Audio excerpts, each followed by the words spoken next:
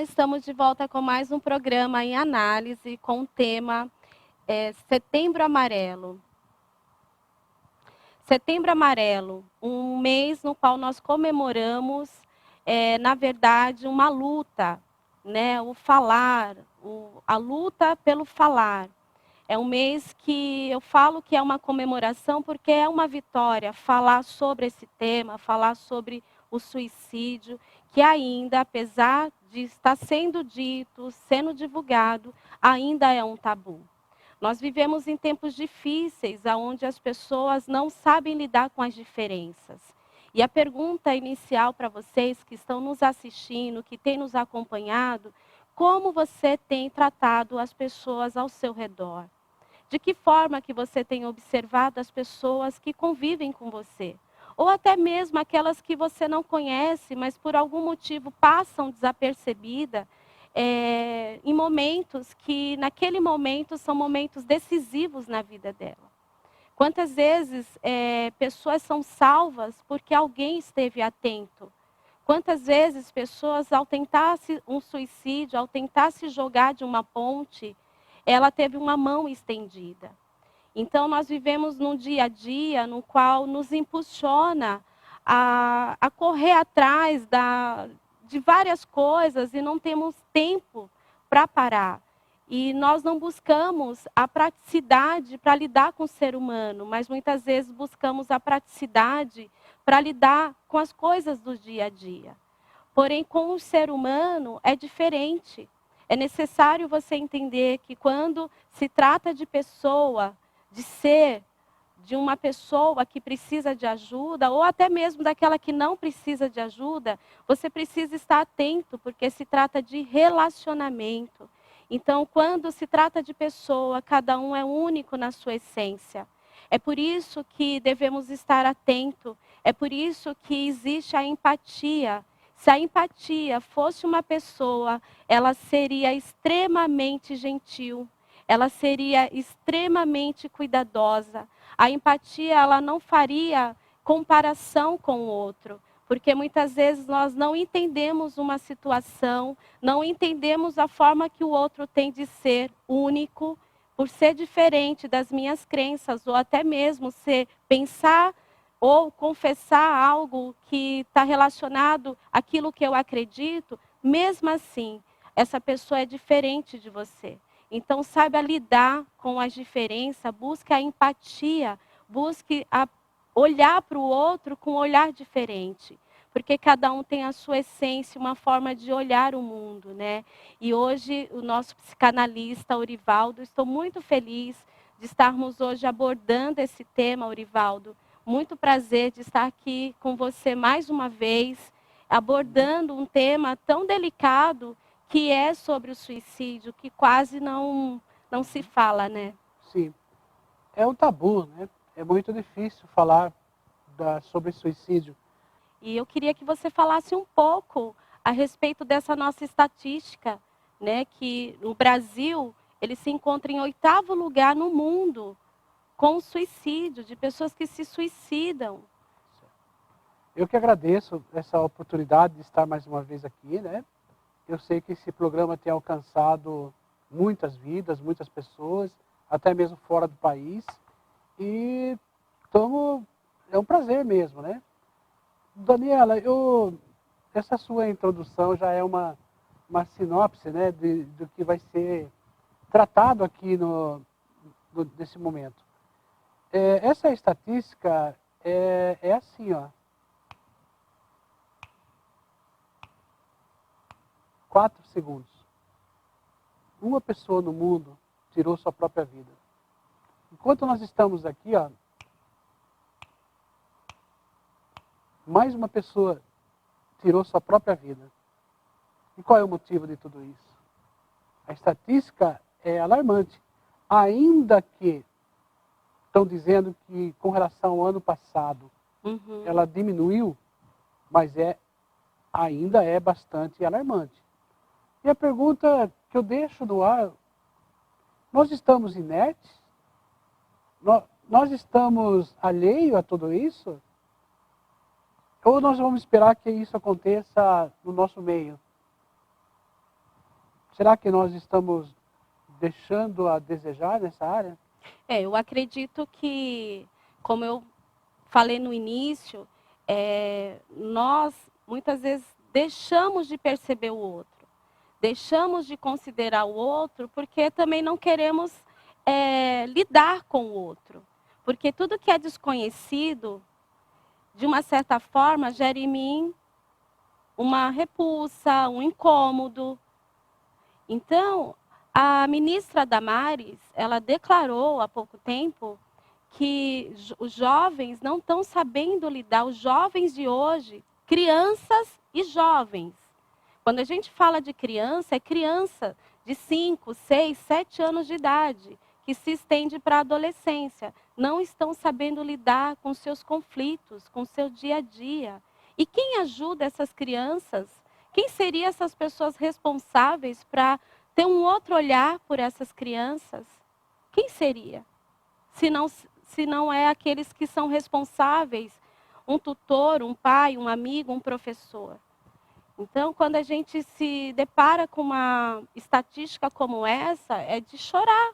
Ao mesmo tempo que a gente comemora o Setembro Amarelo, levantando a bandeira a favor da vida, que falar é a melhor solução, o nosso coração se entristece, porque a cada 4 segundos, uma pessoa se suicida. Exatamente.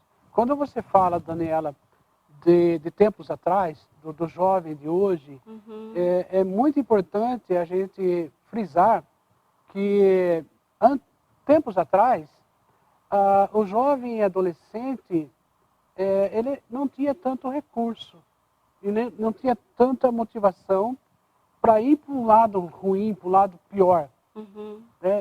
Por exemplo, a comunicação, a rede social, o sistema eletrônico, a distração eletrônica não era tão forte como na minha época, por exemplo, não existia isso. Verdade. Então, por exemplo, se eu tivesse uma carência afetiva do meu lar, eu ia partir para a luta. Eu era empurrado a me frustrar, a ir trabalhar. Alguns não tinham essa mesma disposição. Mas hoje em dia, a modernidade ela é um fator que tem contribuído e muito para que as pessoas fiquem vazias. Uhum. A pessoa é mais virtual hoje do que propriamente realista. Então isso pode proporcionar, eu até estava conversando com uma pessoa em off hoje, na internet, por exemplo, você tem inúmeros recursos de como praticar um suicídio. Tem lá, como você faz o nó da corda, tem tudo. E ela estava dizendo para mim, por que a gente não usa esses meios para mostrar, jogar tipo um inside, né? A pessoa está lá assistindo como montar o nó da corda. E de repente ela tem um inside ali dizendo, vale a pena viver. Sempre vale a pena viver. Uhum. Então são coisas que poderiam ser invertidas. E aí quando fala, será que nós estamos inertes? Estamos deixando as coisas simplesmente acontecer? E quando chegar na nossa família? O que nós acreditamos e queremos passar para vocês é que vale a pena. Vale a pena viver. Por mais difícil que você se encontre numa situação de angústia, de dor, vale a pena. E existem pessoas que se preocupam com você. Ao contrário desses jogos que na internet que ensinam, que induz até o suicídio, nós hoje levantamos essa bandeira a favor da vida. E essa pessoa que se suicida, de fato ela quer morrer? Não. A pessoa, o suicida em potencial, ele não quer morrer. Ele quer matar, na verdade, a dor. Ele chega no momento do limiar da dor dele que ele não suporta mais. Então, mas ele não quer morrer. Agora, tem que pensar numa coisa interessante, né? O suicida, ele é um assassino em potencial. Uhum. Porque ele mata primeiro ele, depois ele mata os entes queridos. É as verdade. pessoas que estão perto dele. Isso que é o problema. Porque elaborar um luto, né, já é difícil. E também elaborar o luto, juntamente com a culpa, de um pai, de uma mãe que não percebeu, de repente, que o filho tinha pensamento suicida. Por isso que é importante você estar atento ao seu redor, conversar. É legal a internet, nós estamos usando esse meio para comunicação, é interessante, faz parte da nossa era, porém, não substitua o diálogo, como muitos pais estão fazendo, substituindo o diálogo, deixando de olhar olho no olho, de fazer a relação, de ter uma relação afetiva, criar esse vínculo afetivo olhando no olho e dizendo, olha, eu me importo com você. Porque os jovens, eles passam por várias transições. E o índice, Orivaldo, de suicídio no nosso país está entre 12 a 24 anos. É entre os jovens o índice maior. E isso é assustador, porque é um período onde o jovem deveria estar pulsando pela vida. Mas, de alguma forma, se perdeu o desejo, a alegria de viver. E a gente vê que dentro das escolas, dentro dos lares, muitos jovens, já criança ainda, eles passam para o bullying, né? Vários processos de bullying, violência, abuso sexual. Fala um pouco mais sobre essa questão, que o que leva, né, uma pessoa ao suicídio. Eu sei que o senhor falou que é uma dor, né, que na verdade a pessoa ela não quer morrer. Mas o que muitas vezes dá esse gatilho para a pessoa ter essa falta, esse sentido, não tem mais sentido viver. O suicídio é um ápice de uma situação traumática. É aquilo que traumatizou a pessoa lá atrás e ela não soube lidar com isso, então ela vai trabalhar esse recalque, essa coisa de guardar para ela, e vai chegar um momento que esse conflito ela não vai ser capaz de resolver sozinha. Então ela vai pensar no jeito de matar essa dor. Agora, o que é esse trauma, né? O que é essa situação traumática que leva uma pessoa a se sentir isolada, sem perspectiva nenhuma? A dor é diferente de um para outro. E eu posso encarar a dor diferente de você. E a maneira como eu entendo essa dor é que vai... lá na frente eu vou determinar ou não o Mas ato. a situação traumática pode levar a pessoa a um estado deprimido e até mesmo uma depressão. E aí? Que sinais são esses que as pessoas estão passando e os pais hoje não estão entendendo? É mais fácil, Daniela, eu colocar o meu filho hoje na frente de uma televisão, na frente de um computador, ou dar um celular para ele, para distrair ele.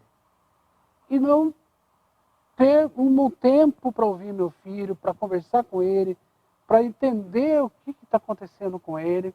É muito mais fácil hoje eu usar os meios de conforto para... Eu também não quero, para facilitar o meu dia a dia, eu acho que está tudo bem. Sabe? Eu acho que... Por quê? Porque esse filho não me dá trabalho. Ele está usando a rede social. Mas se parou para pensar, o que será que meu filho está vendo na rede social? Hoje em dia, com um clique, você vai para qualquer lugar. Acessa todo mundo. Em qualquer ambiente. Em qualquer inclusive ambiente, da pornografia, em qualquer ambiente. Nos ambientes que não é próprio para um adolescente, um ambiente que não é próprio para uma criança. Ainda que o pai coloque aquela questão da censura, né? Mas será que não existe mecanismo? Você entende? Então, é mais fácil eu deixar meu filho à vontade. Então, vocês entendem que buscamos o quê? Um equilíbrio. A importância do equilíbrio nos relacionamentos, já abordamos isso e vamos abordar quantas vezes for necessário, porque isso faz toda a diferença. A questão do cuidado do outro, né? E tem uma estatística também da Organização Mundial da Saúde que entre 10 tentativas de suicídio, 9, se houver o acolhimento e o tratamento adequado, essa pessoa ela não se suicida. Olha a importância do acolhimento, de você estar atento a todos os recursos que você pode dispor para essa pessoa. E muitas vezes a pessoa fala, mas eu não tenho dinheiro para fazer terapia. Escute. Primeiro acolhimento, não precisa ser de um terapeuta. Primeiro acolhimento é olho no olho, você dizer, estou aqui, conte comigo. E justamente eu queria, Orivaldo, chamar um videozinho, que é um depoimento de uma jovem que foi acolhida nos momentos mais difíceis que ela passou na vida dela. Mais difíceis por quê? Porque foram várias etapas, não foi um único momento difícil. Foram situações que foram se acumulando, recalcando, como o senhor falou, e ela chegou no extremo de tentar tirar a própria vida, né? E quero que vocês prestem atenção nesse depoimento da Rebeca. Olá, meu nome é Rebeca, eu tenho 18 anos e eu passei por um quadro depressivo em que eu tentei tirar minha vida diversas vezes. Eu senti um vazio enorme e eu queria acabar com aquilo, eu não tinha mais vontade de viver. Mas, com sorte, eu obtive o apoio da minha família e do meu companheiro, que conseguiram perceber os sinais, me ajudaram e me encaminharam para a terapia. Eu fiz e ainda faço terapia com o psicanalista Orivaldo, que foi um profissional fundamental para que eu mudasse meus pensamentos suicidas. Bom, a minha mensagem para você que está assistindo o programa é que você é especial, é importante e há sempre um motivo para viver e ser grato. Então, se você está passando por algum problema na sua vida, procure ajuda e não desista. Obrigada. Obrigada, Rebeca, pelo seu depoimento. Fico muito feliz de saber que com o acolhimento e com a atenção dos seus familiares e juntamente com a terapia, você conseguiu sair dessa e hoje está servindo de exemplo, né? Trazendo o seu depoimento que vale a pena viver. Orivaldo, olha a importância, né?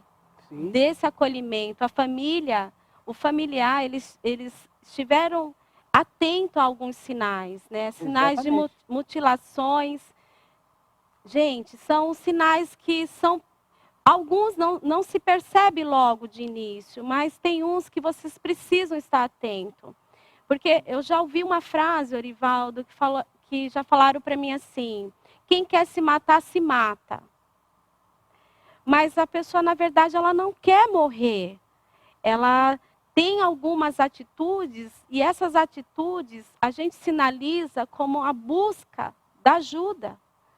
É um socorro. Então esteja atento, então julgue menos, ou não julgue, só faça o acolhimento, né, Orivaldo? Exatamente. Eu quero exaltar aqui a participação da família, o quanto foi importante a família da Rebeca, né? Nos sinais que ela foi passando no transcorrer da depressão dela. Por exemplo, ela não queria sair do quarto mais. Então a mãe percebeu que alguma coisa estava errada. Já começou a fazer esse acolhimento. Não era mais suficiente, porque ela já estava. Mas no primeiro sinal que ela ia mesmo partir para tirar a vida, os pais trouxeram. Meio que, eu costumo dizer, trouxeram pelos cabelos, né? Mas foi o que salvou a vida dela. Nós, junto com a psiquiatria, tudo, nós fizemos um trabalho, sabe, desse momento da Rebeca. E isso trouxe vida para ela. Mas que sinais são esses, né? Que uma pessoa que tenha a predisposição para cometer um suicídio. São vários sinais. Você pode falar melhor desses sinais. Então, os sinais no qual a gente consegue observar são as mutilações entre as pernas. Entre as pernas, muitas vezes também indica não só uma questão que há alguma coisa errada, mas pode identificar também abusos sexuais. Quando você vê uma criança, se você observar que também existem mutilações entre as pernas, não somente nos pulsos, você fique atento que aí já tem alguns sinais muito maiores do que está ocorrendo com essa criança ou com essa jovem. O isolamento. A fala também, né? A fala, o que ela produz com a fala, né? Às vezes a criança não fala muito, ela se isola, então um desenho né, já fala por ela. Existe a terapia do brincar, que é importante quando um profissional aplica essa terapia, porque tem criança que ela é ameaçada e ela se cala, ela não fala.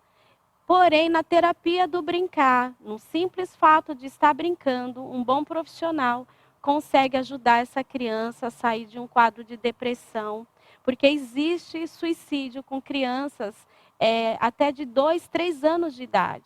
Se vocês pesquisarem, existe já, e é um absurdo isso, né, Orivaldo? Sim, nós ficamos a ficar atento com a fala da pessoa de mais idade, né? Ela vai sinalizar frases, por exemplo, a vida não tem jeito mesmo, se eu morrer vai ser bom para todo mundo, sabe, acho que não vale mais a pena nada nesse mundo. Quando ela começa a falar essas coisas, já é um motivo para os pais ficarem atentos. Uhum. Mas, Daniela, eu quero enfatizar aqui uma outra coisa interessante com relação a pessoa deprimida, né? Uhum. O estado deprimido que a pessoa pode se encontrar. Eu tenho uma pessoa que eu estou tratando e estamos no começo da terapia, né? Ele não tentou suicídio, mas ele tem pensamento suicida. Ele está nessa fase de que a vida não tem mais sentido, ele perdeu a perspectiva de vida. E essa semana, quando ele veio para a sessão dele, eu detectei um vazio dentro dele, sabe? E um vazio, ele falava muito do pai, o rapaz, né? E eu percebi que o problema dele, ele estava mandando uma outra mensagem para mim. Na verdade, ele estava carente, o vazio dele era com relação à mãe. Porque ele falava o tempo todo que a mãe era presente demais. Uhum. A mãe era grudenta com ele. E ele começou... Então, para ele, estava tudo perfeito, estava tudo bem, né? Mas quando se tratava das coisas que ele queria fazer na vida, por exemplo, das perspectivas dele, a mãe não deixava. A mãe sempre foi aquela que podou ele, que travou. Ele tinha um sonho, a mãe ia lá e cortava. Travou de uma forma negativa. De uma forma negativa, criou âncoras para ele, sabe?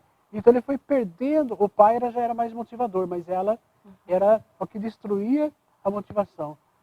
E então eu comecei a trabalhar isso com ele, sabe? E até chamei a mãe também, porque ele é menor, né? Chamei a mãe para conversar e nós fizemos assim uma conversa a três, né? O filho, a mãe, e ele pôde se abrir. E foi muito legal porque no final de tudo, ele falou coisas para a mãe dele que ele nunca teve coragem de falar. Olha, porque achou que a mãe não ia receber. Não ia ter uma compreensão. Não ia ter compreensão. A mãe caiu em si. Né? E até no final eu falei para ela, falou, olha, sabe, seu filho está salvo. Seu filho tem tudo para deslanchar na vida. Uhum. E é o que você mais quer, não é? E ela não tinha entendido. Uhum. Então, muitas vezes, o que eu estou tentando dizer? Não é só a pessoa em si que está precisando de um tratamento. É o contexto, é a família que precisa vir para uma terapia. No caso da Rebeca, por exemplo, eu conheci os pais também, né? A gente entendeu. Teve um momento que eu conversei só com o pai dela, teve um momento que eu conversei só com a mãe. Então, foi um conjunto de coisas que os pais também não estavam entendendo, apesar que eles foram participativos, sabe? Mas hoje, qual é o risco da Rebeca tirar sua própria vida? Não tem mais. É zero, praticamente. Sabe por quê? Porque ela começou a entender que ela é acolhida pelos pais. Era coisa que ela não estava entendendo, sabe?